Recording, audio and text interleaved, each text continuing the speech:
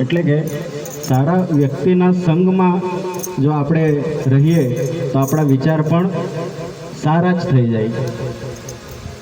બાકી તો આજે અમારા જેવા આ નિર્દય લોકોના જે હૃદયમાં જે આ ભક્તિનો એક રંગ છાપ્યો કહેવાય ને, તે આ રાજેશભાઈનું કામ છે.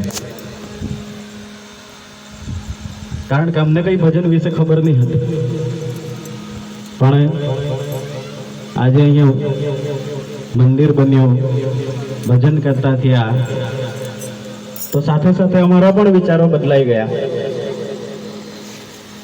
કે આજે જીવન મળ્યું છે તો કંઈક તો સારું કરીને જઈએ ને.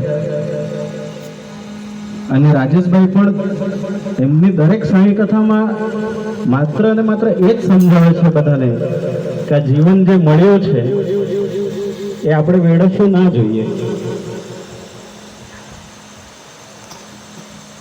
એવા જ એમના વિચારો હોય છે.